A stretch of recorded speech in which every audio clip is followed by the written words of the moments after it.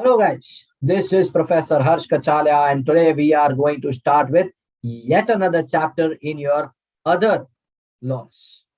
In this other laws portion, as you are aware, you have a couple very small chapters. One being your interpretation of statutes and another being your General Clauses Act. The agenda for today, the agenda for this video is going to be your General Clauses Act. What is this General Clauses Act? I mean, what kind of a chapter is this General Clauses Act? What does it even mean, right? I mean, why are we even studying this? And if you see the year in which this act was enacted, it is 1897. 1897. I mean, really? Are we studying a chapter which is more than 100 years old? If yes, then my question is, why are we even studying this chapter? That is a question that comes to your mind too. If not, it should come to your mind, right? Because just because there is a chapter in the syllabus and you start studying does not make any sense. Does it really? No. And that is why before we start this particular chapter, let me give you a brief background about this chapter. What is this chapter all about? See, what happens is if you have read any particular law, any law for that matter, one thing you might have noticed in every particular law, if you see, Section 1 mostly is about applicability of the law. Section 2, most of the time, 99% of the time is going to be definitions only. In few cases, it will be Section 3, which is definitions, right? But ultimately, it is going to be either 2 or 3 only. Now, why is it so? Okay, now you come across so many new words in the entire law. Like in the Companies Act, if I start reading the Companies Act, right from the word company to a body corporate, from the word listed company to a subsidiary company to a holding company to an associate company. Now, all these words which are coming in the law are given in the definitions portion. So when you read the definitions portion, you will come to know what are the definitions of these words. But what is the meaning of the word definition? Have you read that anywhere? Since your childhood, since your school days, you have been doing the words like define this or define that. But what is the meaning of the word define? Have you read that anywhere? Did you even think about it ever before? Honestly, be true to yourself. Did you think the word definition, what does that mean? Okay, let me go further. In the law, when you read, you might have read, of course, in the law, there are provisions given, and after the provisions, if you do not comply with the provisions, then penalties are there. So how are the penalties written? How are the penalties? Penalty for contravention, he shall be punishable with a fine of rupees so and so, imprisonment of so and so term. He shall be punishable with a fine of rupees so and so, imprisonment so and so term. Simple. This is the penalty. Now what they are, my question to you is, he shall be punishable with a fine. He shall be punishable with imprisonment, punishable with fine, punishable. Why only he shall be punished? Why she cannot be punished? Getting the point? Why is that difference between he and she? Why are you not writing he or she shall be punished? They are writing CG will have the power to appoint such person as a director, or CG will have the power to appoint such person as a key managerial person, for example. Now, my question to you is, if you are saying CG will have the power to appoint, who will have the power to suspend that person? Who will have the power to remove that person? That you have not written only. Yes or no? So these are the doubts that should grow in your mind when you read the law. Remember, whenever you are reading the law, no, a questionnaire should always keep on running in your mind. If this is so, why? Why is it like this? If you, unless and until you get the answer of your why is it like this, no, never be satisfied by reading the law. Understood? This General Clauses Act gives you answers to a lot of questions. What is this act about? Now, let me tell you something about that. This particular act is something we as Indians have taken from the Britishers. Of course, no, 1897 it is, right? So we have taken from the Britishers. So this is nothing but one of the Britishers Act, where in most of the Western countries, they call it as Interpretation Act. What do they call it? Interpretation Act. So in this act, what are we going to study? In this act, we are going to study that if you are saying that define this or define that, what is the meaning of that word definition? That is not given in that act. Meaning of the word definition is not given in that act, but they are asking you to define many things. So that meaning of the word definition, you will find it over here. Understood? He shall be punishable. Everywhere they are saying he shall be punishable. Does it mean that she should not be punishable? Answer to that question is given in this act. That says our main motive behind making any law is clarity, transparency, and to show a legal path. To show a legal path to all the stakeholders. Now, while showing the legal path to all the stakeholders, we also have to ensure that the law does not become very big unnecessarily. Like in the law, only if I talk about the Companies Act, you might be aware there are 470 sections only in the Companies Act, and like that you have so many laws. Almost after every particular or every 2 sections, there will be a section where penalty for contravention is given. So what they are arguing is after every section or after every particular provision where the penalty is coming, if we start writing he, she shall be punishable, he, she shall be punishable, he, she shall be punishable, that he, she will occupy also so much of space in the law book, because that's not the only thing. When I say CG has the power to appoint, if I also specify power to appoint, power to suspend, power to remove, power to appoint, power to suspend, power to remove, power to appoint, power to suspend, why should we waste that much of unnecessary words and unnecessary make the law look bigger? Understood? These are just 2 examples that I'm giving you. Like this, there will be so many.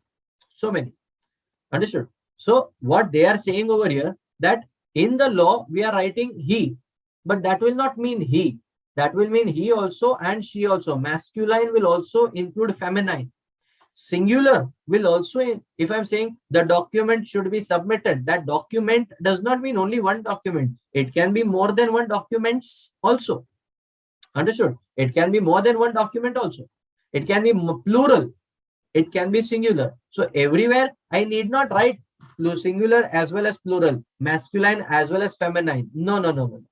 Let's save some space and try to make the law small, because anyways people feel bored reading the law, especially those who are not from the law background or who have no idea about the law. If they start reading like this, then it is a challenge for them also. Am I right? And that is not what they want. So to make the law more interesting, to make the law readable, to make the law less confusing, because what will happen, I will tell you. Everywhere they are writing, suppose if they are writing he, she, he or she, he, she, he, she, he, she, he or she, he, she, he, she, he or she, and at any one particular point or provision in the law, if they forget or they skip writing the word she over there or he over there, your entire meaning will change. Because how will you interpret? You will say everywhere he, she is written, here only he is written, so here only masculine should be there. Understood? And that interpretation will be totally wrong. So to maintain uniformity also, they said we will only write the word he, which will always include a she. Understood? We will always write a document, which will always include plural also. Documents also included. Getting the point? So to clarify this, they said you follow the general clauses. So what will happen? Most of the time, if any words are there for which definitions are not given in your law, in that case, where will you find that definition will be provided? For example, in Companies Act, if I tell you, it is written that the directors shall sign the financial statements using their digital signature. Directors shall sign the financial statements, upload their financial statements, approve the financial statements using the digital signature. Now, what is the meaning of digital signature? What is the meaning of digital signature? If I see the Companies Act, they have not given the meaning. They have said digital signature means digital signature as defined under the Information Technology Act. So they gave me a reference. When I open the Information Technology Act, I will find digital signature entire meaning is given over here. But what if it is not given there also? In that case, what should I do? So they are saying in that case, you come to the General Clauses Act. This particular act will give you solution to all such questions where you feel that your act is giving you a blank face. Your act is giving you something which is incomplete, you come to the General Clauses Act. So basically, another name for the General Clauses Act, which you need to remember, is they call it as the law of the laws. This is the law of the laws. Understood? Remember, normally applicability wise, we will always say that this act is applicable to the whole of India, including Jammu and Kashmir, of course, now, because Jammu and Kashmir is proudly a part of India. This act is applicable to the whole of India. That is what you say. That is what you say. But what you also need to understand over here is what? That is, General Clauses Act is not applicable to India or any part of India. Geographically, it has got nothing to do. This act is applicable to all the laws, all the acts. Understood? Whatever laws are there, whatever acts are there, General Clauses Act, the name is general. It is applicable to all the laws. So if you are not able to find answer to any question in your law, you come to the General Clauses Act in search of your answer, and be sure you will find it. So many places we see the definitions where we say that so and so definition, for example, I will say definition of company. So that company means a particular company which is incorporated under company means. What is a partnership firm? So partnership firm means a firm which includes. So do you know, in both the cases, I'm trying to explain the meaning. But here, one place I use the word it means. Another place I use the word it includes.